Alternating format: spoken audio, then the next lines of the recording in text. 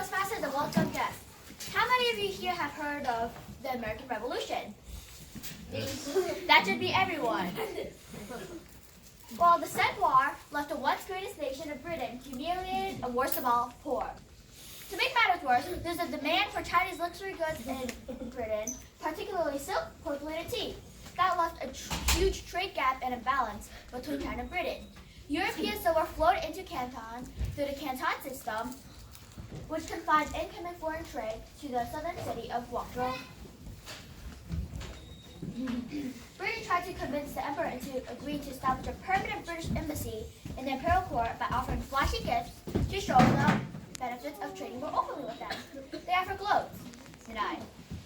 They offered canyons, denied. They offered the model of the greatest warship, denied. If they had offered the Xbox One X, they might have been killed. But it wasn't invented yet, so denied. To counter this imbalance, the British East India Company, the EIC, began to grow poppies in present-day Bangladesh. But TJ, you ask, why would the Chinese have flowers when they turned out all that cool stuff offered by Britain? I'm not sure what to think that. The ancient Chinese weren't stupid. Well, poppies can be made into drugs. Opium, to be exact. And we all know that drugs are bad. Earlier, Chinese homicides tried to revolt. The government sent troops to battle the rebel forces. Surprise, surprise, the skilled troops lost because the air was too humid to ignite the opium pipes from which they got their everyday strength. And let me get this straight. Opium was technically illegal in both China and Britain, so I don't know why the British forced it into China. The first Opium War was fought over illegal opium trade, financial liberation, and diplomatic status. The influence of narcotics reversed the Chinese trade surplus, drained the economy of silver, and increased the number of opium addicts inside the country. Outcomes that seriously worried Chinese officials that actually paid attention to current events and were opium addicts themselves, since more than 90% of the population was already addicted to the said drug.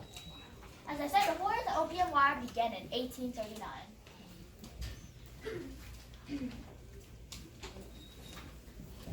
In the late 18th century, the EIC began smuggling Indian opium to China through various means and becoming the leading suppliers.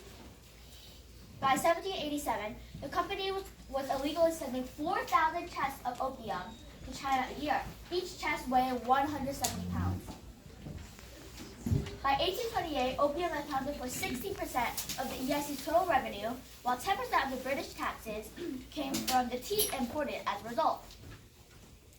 The EIC paid its opium agents 7,500 pounds a year, a salary higher than received by the Chancellor of the Exchequer. And don't ask me what the Chancellor of the Exchequer does. I didn't do research on that. I did it on the Opium Wars. I didn't waste my time on that. The Chinese emperor passed many decrees making opium trade illegal in 1729, 1799, 1814, and 1831.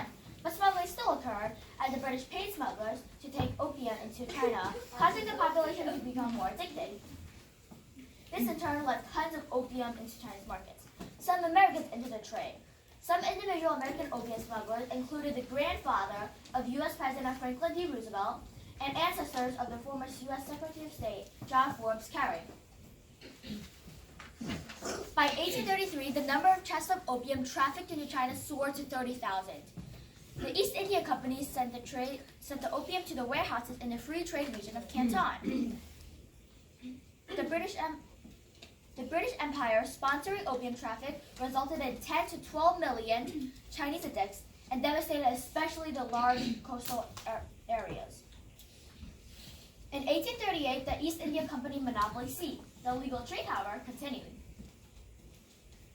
In 1839, after having a letter sent to Queen Victoria pleading for a halt to the opium contraband completely ignored, the emperor issued a edict ordering the seizure of all opium in Canton, including that held by foreign governments, and placed matters into the hands of a high commissioner, Lin Zexu.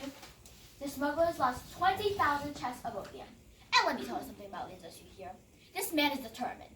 That is the face of a determined man, right there. He does what he wants to do, and he wanted to stamp out that illegal opium trade. Now, where was I? Oh yeah. Letter, opium, determined face. China initially attempted to get foreign companies to forsake their opium stores in exchange for tea, but this ultimately failed too. then China resorted to surrounding where the British merchants currently resided. Captain Charles Elliot, who didn't even like the illegal opium trade anyways, relented and gave China all supplies. The emperor ordered a blockade of foreign ships to get them to surrender the illegal opium supply. The war itself was actually pretty pathetic. The war had several battles. One lasted only 9 minutes. Think about it. It's obvious who's the winner. Steam ships with precise cannons versus wooden war jets from the Tang Dynasty. It's seriously obvious who wins. And to think that after the British won easily with no casualties, except for accidental deaths like falling off your sword, they would ask for unreasonable things, right? Right? Like, can you imagine that? That's called foreshadowing. The war was concluded by the Treaty of Nanjing in 1842, the first of the unequal treaties between China and foreign illegal drug trading imperialist powers. The treaty forced China to cede Hong Kong with surrounding islands to the United Kingdom, and it established 5 treaty ports in Shanghai, Canton, Ningbo, Fuzhou, and Xiamen. The treaty also demanded a $21 million payment to the Great Britain, while the GDP and national income of China was only $6 million, which seemed like a penny next to all that moolah. France secured concessions on the same terms as the British in the treaties of 1843 and 1844. That sucks enough for you? Keep smiling because it's about to get worse. After the Second Opium War, which is a story for another day, 8 Western countries swooped in and literally tore China apart. Also, don't ask me why there's only 7 countries on there. I was not the artist. They took advantage of the fragile and insecure China, forcing China to also agree to the WADs, which is something like this. On the plus side, the war also modernized China, introducing it to steam engines and better canyons.